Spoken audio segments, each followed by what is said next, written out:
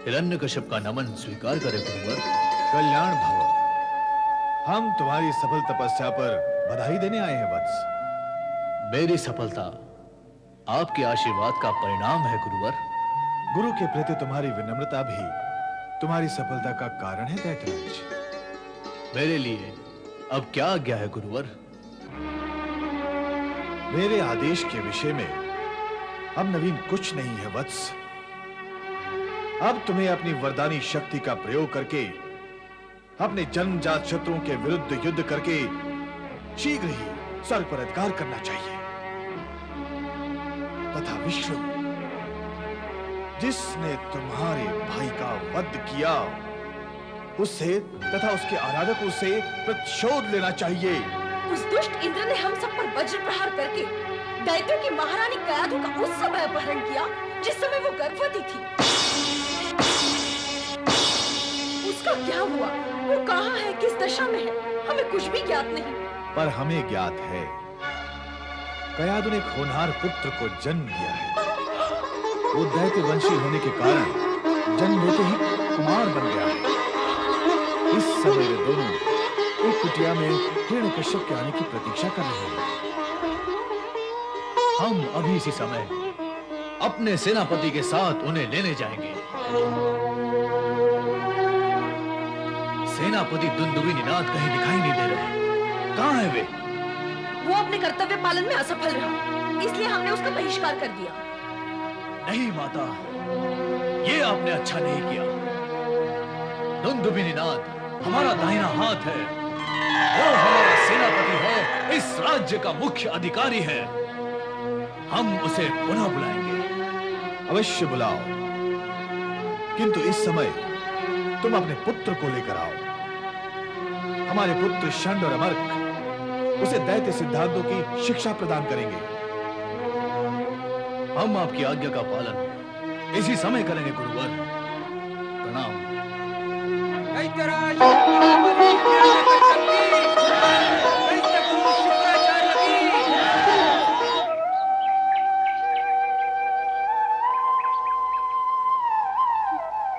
माता, इतनी उदास क्यों हो माता?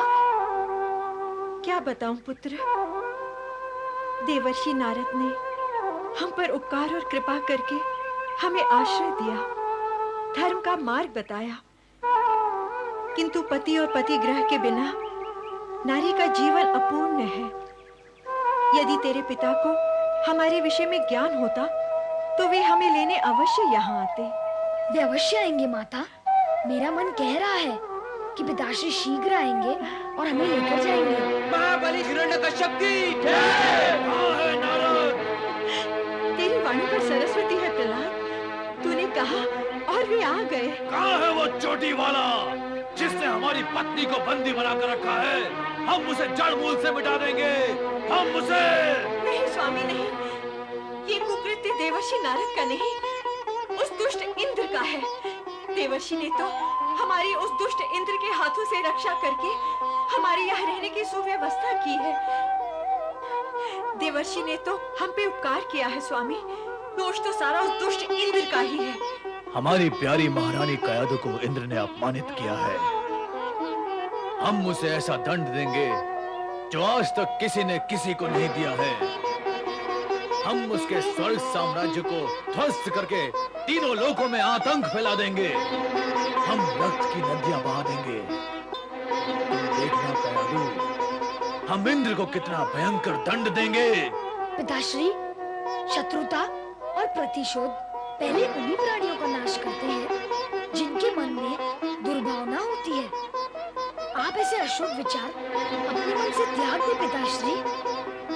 ऐसे तुच्छ विचार प्रहलाद के पिता को शोभा नहीं देते। ओम हरि।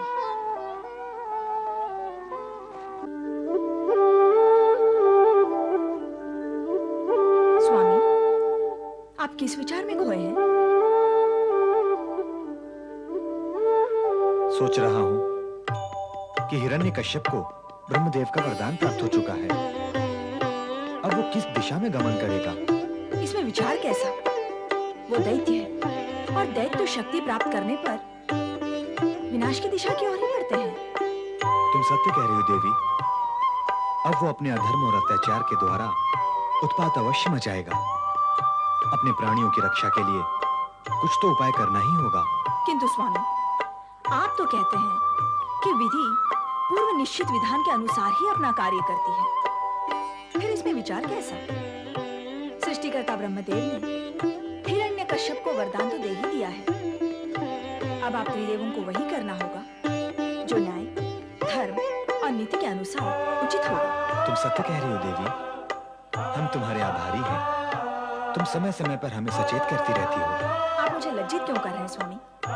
मैं तो आपके चरणों की दासी हूँ। मैं जो कुछ भी कहती हूँ आप ही की प्रेरणा से कहती हूँ। नारायण। श्री हरि विष्णु, माता लक्ष्मी, नारद का प्रणाम स्वीकार करें। ठीक समय पर आए हो नारद। माता, श्री हरि की कृपा से जब समय ठीक होता है तभी मैं उपस्थित होता हूँ। नारद, तुम नारद लीला तो रचाते ही हो, पर अब शब्द लीला मत रचाओ। मेरा अभिप्राय ये था कि अभी-अभी प्रभु से जो चर्चा हो रही थी उसमें तुम्हें भी सम्मिलित होना आवश्यक है। नारायण नारायण। हे माता भगवती, मैं इस समय तो आप दोनों के दर्शन के लिए यहाँ आया हूँ, किसी चर्चा में सम्मिलित होने नहीं। चर्चा का विषय तुम्हारे परम शिष्य प्रहलाद के पिता हिरण्यकश्यप हैं। क्या अब भी चर्चा में सम्मिलित नहीं होंगे? उससे क्या लाभ होगा माता? श्री हरि तो वही करेंगे जो पूर्व निर्धारित है, किंतु मैंने दैत्य बालक प्रहलाद को श्री हरि भक्ति के संस्कार पूर्व निर्धारित विधान के अनुसार ही दिए हैं। नारद, अब शीघ्र ही तुम्हारे शिष्य की परीक्षा आरंभ होने वाली है। तुम चाहो तो उसे आवश्यक निर्देश दे देना। उसे भक्ति की शक्ति, धर्म का मर्म और विश्वास की महत्ता अवश्य स्पष्ट कर देना। धन्य है प्रभु, आप धन्य हैं जो आपने करुणा और उदार भाव से स्थिति स्पष्ट कर दी।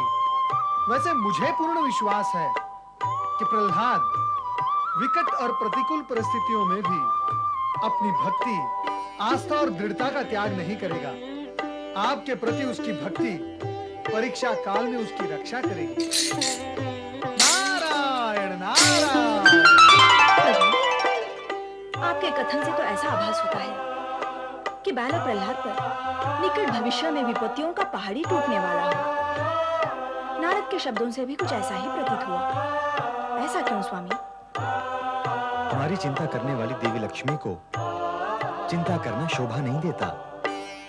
विपत्ति जब परीक्षा का रूप धारण कर लेती है तो धर्म पर टिके रहने वाले प्राणी को असीम शक्ति की प्राप्ति होती है और उसी के कारण ही वो हंसते खेलते विपत्तियों का सामना कर लेता है। हमारा भक्त प्रहलाद भी ऐसा ही करेगा और जगत के लिए एक आदर्श सिद्ध होगा। महाप्रतापी महाबली दैत्यराज हिरण्यकश्यप की जय। महाप्रतापी महाबली दैत्यराज हिरण्यकश्यप की जय। दैत्य गुरु शुक्राचार्य की जय। दैत्य गुरु शुक्राचार्य की जय। प्रणाम गुरुवर। आयुष्मान सेनापति दुंदुभिनाथ, हम तुमसे मिलने के लिए कब से तड़प रहे थे मित्र। जब एक बार अपमानित हो गया तो फिर यहाँ पर कैसे आता दैत्यराज?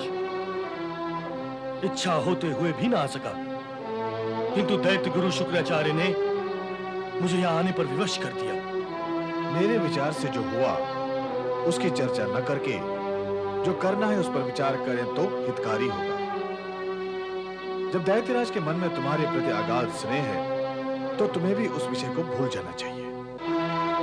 हाँ गुरुवर, अब हमें आगे की स्थिति के बारे में विचार करना होगा। दैत्यराज, इंद्र ये सोचकर निश्चिंत हो गया होगा कि तुमने स्वर्ग पर आक्रमण करने का विचार त्याग दिया है, किंतु अब विलंब करना उचित नहीं है।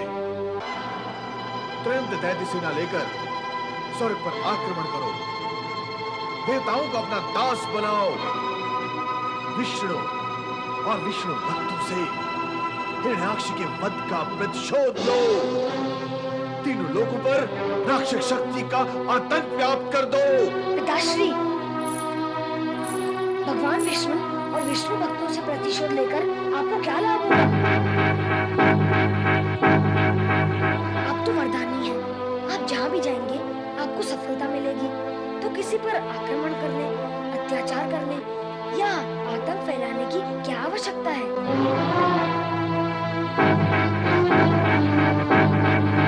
गुरु तो अपने शिष्यों को सत्मार्ग दिखाते हैं, सत्कर्मों की प्रेरणा देते हैं। तो आपके गुरु विपरीत कार्य क्यों कर रहे हैं पिताश्री? प्रहलाद, दैत्यराज, प्रहलाद दैत्य पुत्र होकर कायरू जैसी बातें क्यों करता है?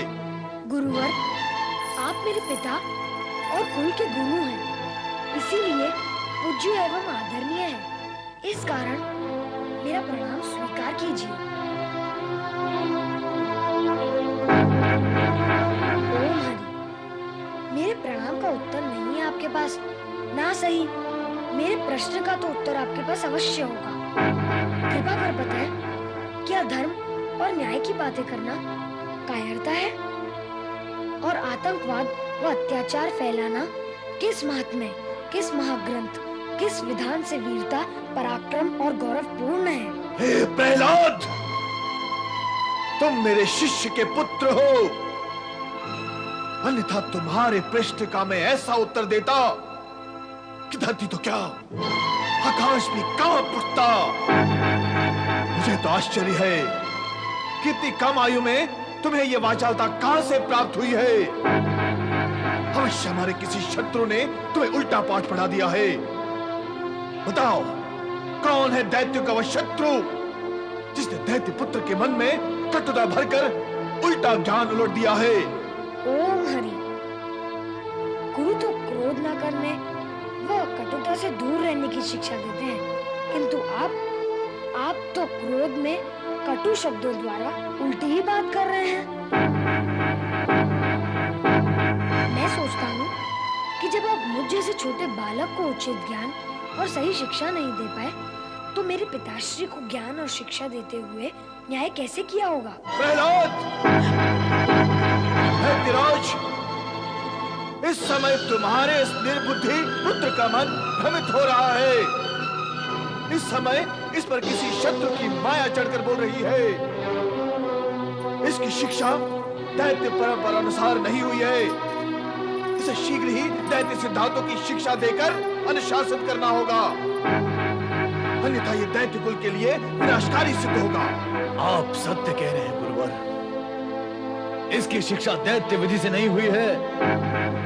आप इसे इसी समय अपने आश्रम में ले जाकर दैत्योचित शिक्षा देना आरंभ करें। हमने मंत्र सिद्धि के लिए एकांत तपस्या का निश्चय किया है। हमारे दोनों पुत्र चंड और अमर्क इसे दैत्य सिद्धांतों की शिक्षा देकर प्रवीण करेंगे। हाँ, हम अवश्य कुमार प्रहलाद को शिक्षा देंगे। पिताश्री, आप निश्चिंत रहें, हम कुमार प्रहलाद के मन से सारी अनर्गल बातें और दूषित तत्वों को निकाल देंगे। जाओ प्रहलाद, दैत्य गुरु के आश्रम में जाने के लिए प्रस्थान करो। किंतु पिताश्री, तुरंत जाओ। माता और पितामही का आशीर्वाद तो। हमने तुम्हें कह दिया ना, शीघ्र प्रस्थान करो। जैसी आपकी आज्ञा पिताश्री।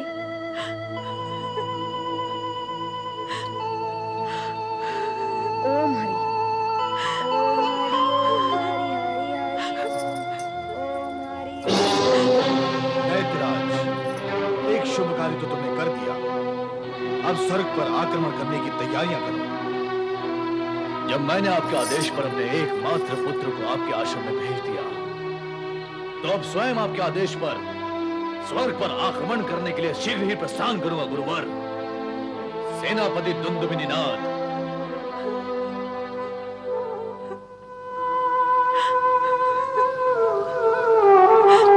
स्वामी, विषाद की ये रेखाएं आपके चेहरे से हट क्यों नहीं रही हैं? इसका कारण क्या है? जरा मुझे भी तो बताएं। बताने से भी क्या लाभ होगा देवी शची? फिर भी ये कटु सत्य तुम सुन ही लो कि हिरण्यकश्यप स्वर्ग पर आक्रमण करने के लिए निकल चुका है। यदि परिस्थिति ऐसी है तो चिंता करने से क्या होगा? आप देवसेना को तैयार करें देवसेना तैयार है, किंतु परिणाम हम जानते हैं। वो दैत्य देवसेना को सीधा रौंदता हुआ स्वर्ग के सिंहासन तक आ पहुंचेगा और हमें भागने के लिए विवश होना पड़ेगा। आप ऐसी दुर्बलता की बातें क्यों कर रहे हैं स्वामी? साहस और पूर्ण शक्ति के साथ शत्रु का सामना करें। साथ ही देवताओं के रक्षक भगवान विष्णु से सहायता की याचना करें। भक्तों के रक्षक शिव शंकर से प्रार्थना करें तथा परमपिता ब्रह्मदेव बस से। इंद्राणी बस, इससे कुछ लाभ नहीं होगा। हम ये सब कुछ करके देख चुके हैं। त्रिदेवों ने भी अपनी विवशता प्रकट कर दी है। पर क्यों स्वामी, ऐसा क्यों? उनका कहना है कि जब तक हिरण्यकश्यप का अत्याचार अपनी चरम सीमा तक नहीं पहुंच जाता, उन पर कोई भी दैवीय शक्ति नियंत्रण नहीं रख सकती।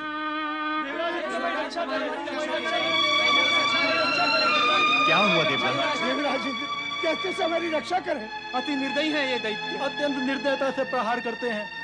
महाबली हिरण्यकश्यप की जय! महाबली हिरण्यकश्यप की सेनापति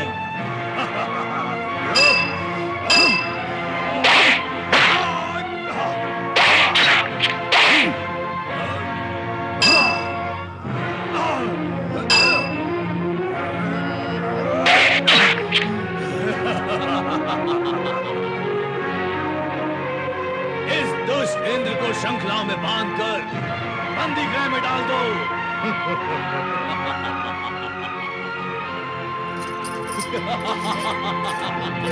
स्वामी! छोड़ चल दे मुझे! छोड़ दे मुझे! सैनिकों, पकड़ लो इसे।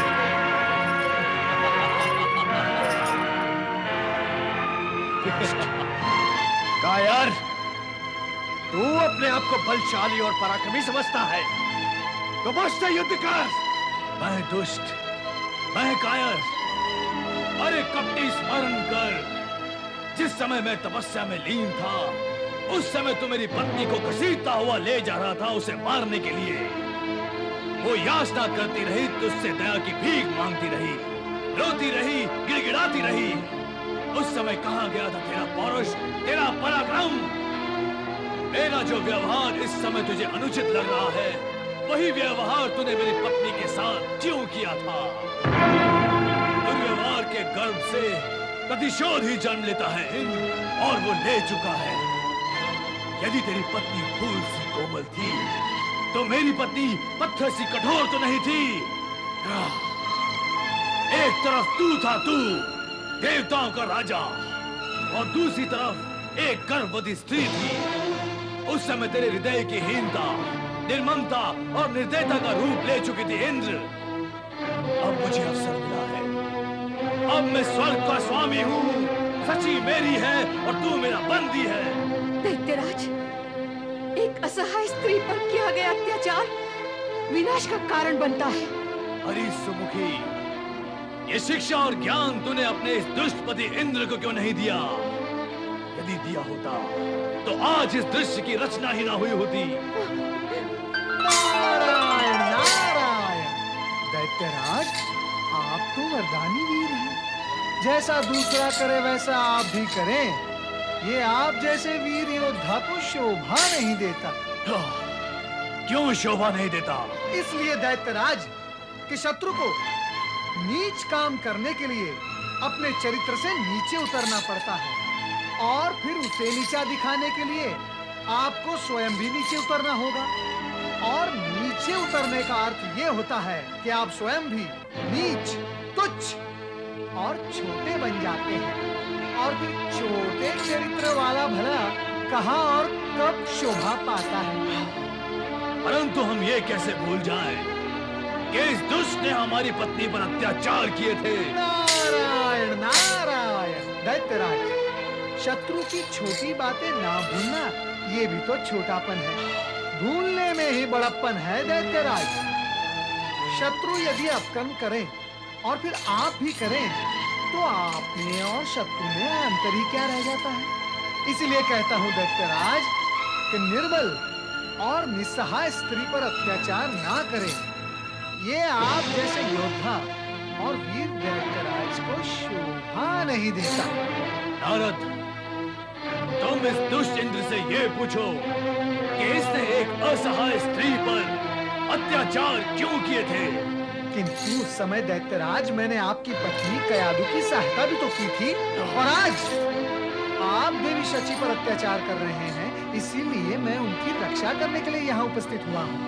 मेरी आपसे विनती है कि आप उन्हें मुक्त कर दें। इस चोटी वाले के मधुर वाणी में सम्मोहन है दैत्यराज, लेकिन आप इसके प्रभाव में न रहे।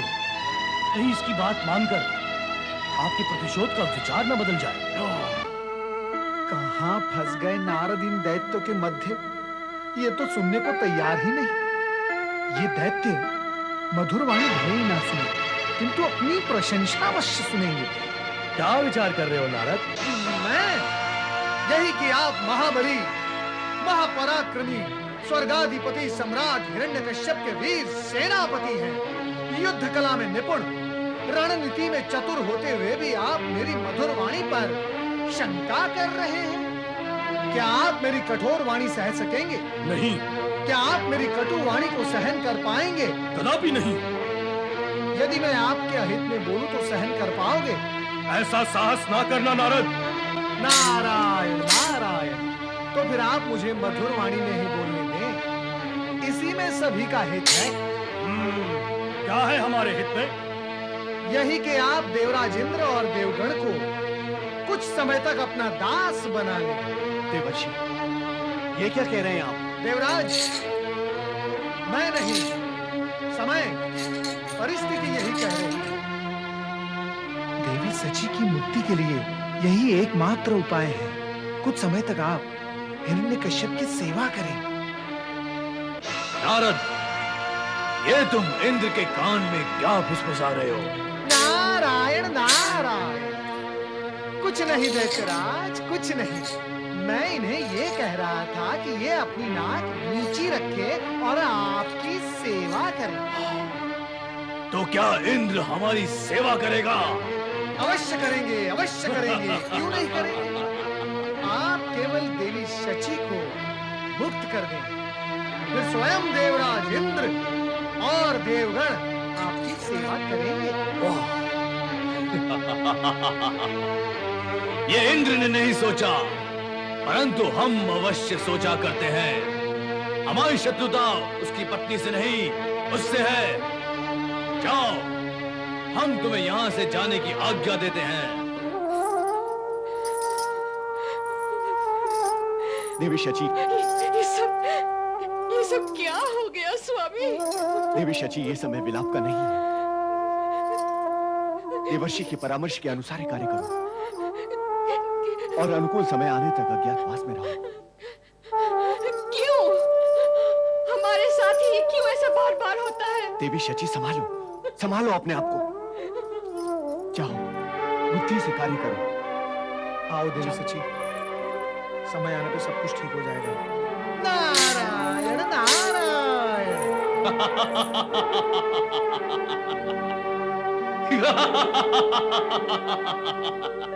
असहाय और विवश इंद्र दैत्य राज्य के सम्मुख ना तो अपने मनोभावों को प्रकट करने की स्थिति में थे और ना ही अपने साहस और शूरवीरता का प्रदर्शन कर सकते थे। अपमानित और प्रताड़ित देवराज की स्थिति सर्वथा उस परकटे पक्षी जैसी थी जो स्वच्छंद आकाश में उड़ान भरने के लिए असमर्थ हो।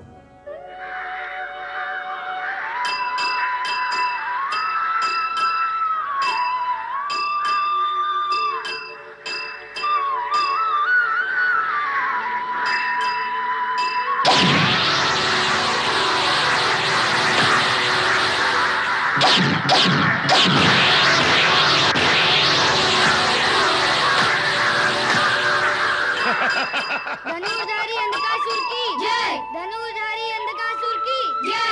धनुर्धारी अंधकासुर की जय। अंधा है फिर भी सही लक्ष्य पर जाता है उसका बाण। शब्द भेदी बाण चलाता है ना। हाँ रे, हम तो अपने 2 नेत्रों से भी इतना सही लक्ष्य नहीं ले सकते। ओम ओम हरि हरि, ओम ओम हरि हरि।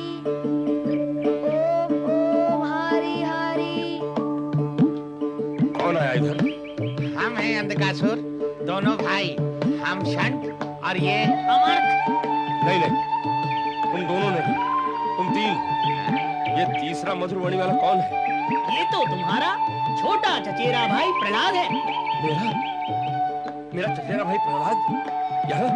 हाँ, हम इसे दैत्य कुल की शिक्षा देने के लिए यहाँ लाए हैं। मेरा मेरा प्रिय भाई प्रहलाद। अच्छा हुआ भैया प्रहलाद, तुम यहाँ आ गए। अब यहीं रहकर शिक्षा प्राप्त करना। हाँ?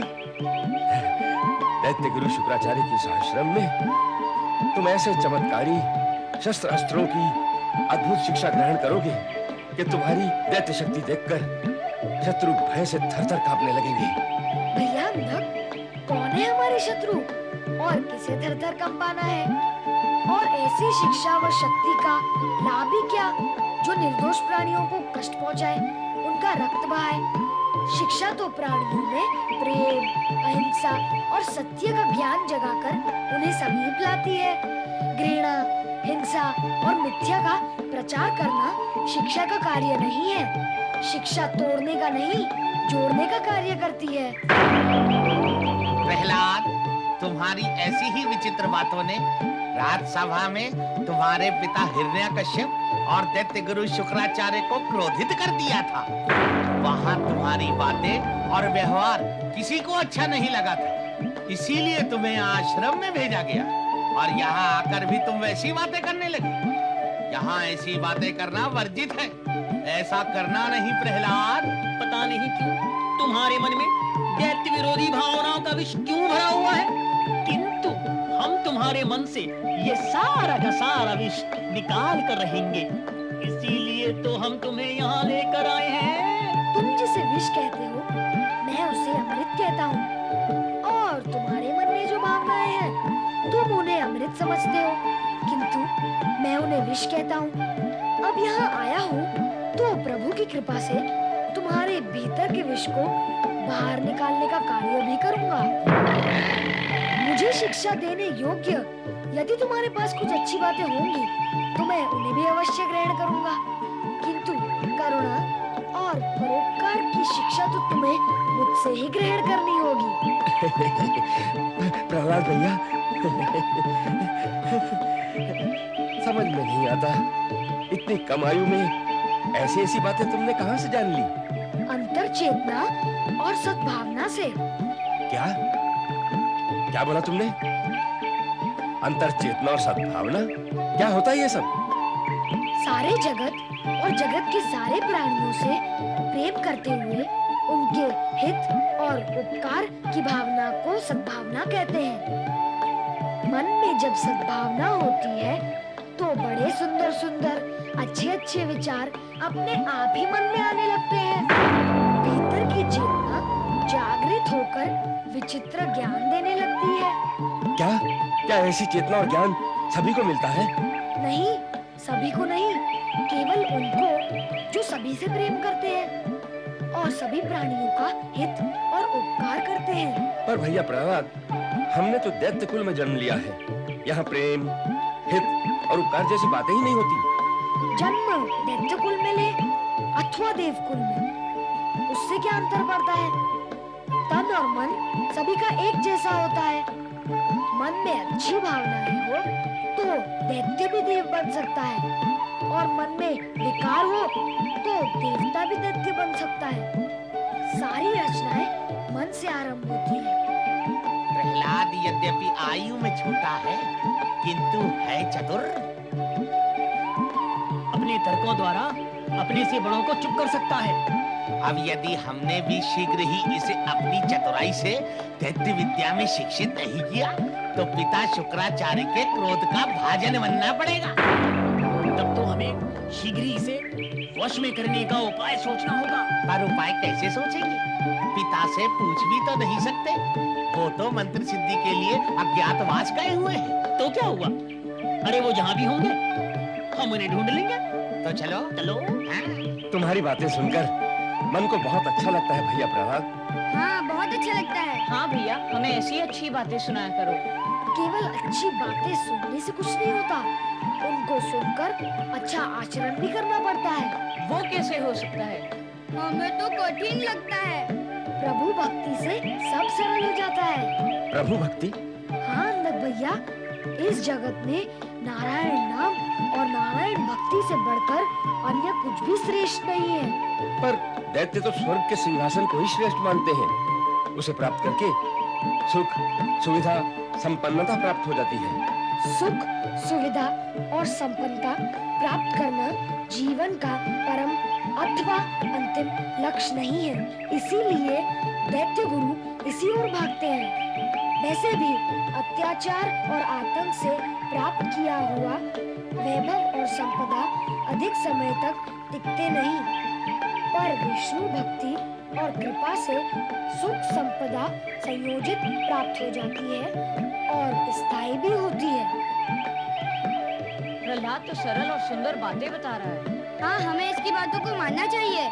तो बोलो।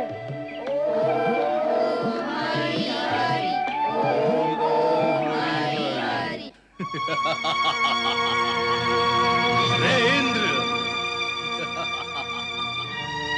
तुम्हें हमारी बातों को तो मानना ही होगा। यदि तुम हमारे दास बने हो तो फिर दास का कर्तव्य पूर्ण करो।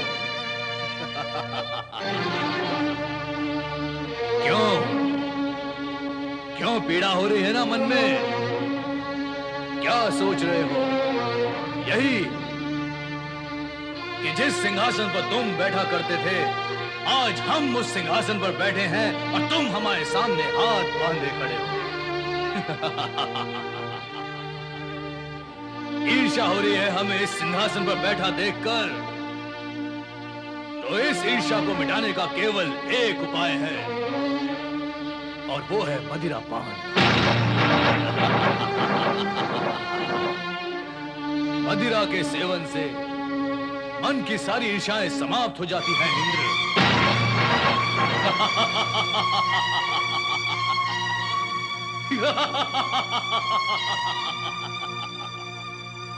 स्वर्ग में आज से मदिरा का सेवन तुम नहीं, हम करेंगे। हम हमारे सामने मदिरा प्रस्तुत करने का कार्य करो। इंद्र, तुम हमारे दास हो दास। हमारी सेवा तो तुम्हें करनी ही है।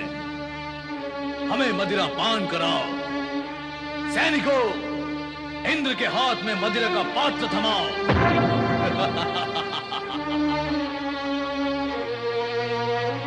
लो।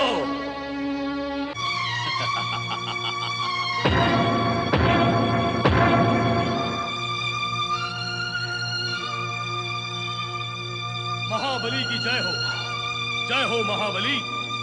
महाबली, इन दुष्ट देवताओं ने पृथ्वी के सभी ऋषि मुनियों और विष्णु भक्तों के साथ मिलकर हम दैत्यों के विरुद्ध षड्यंत्र रचना आरंभ कर दी है। दैत्यराज, ये ऋषि यज्ञ सामग्री चुपचाप देवताओं को अर्पित करके उन्हें बलवान बना रहे हैं और साथ ही विष्णु की भक्ति करके उसे प्रसन्न करने का प्रयत्न कर रहे हैं, ताकि वो विष्णु स्वर्ग पर आक्रमण करने की योजना बना सके।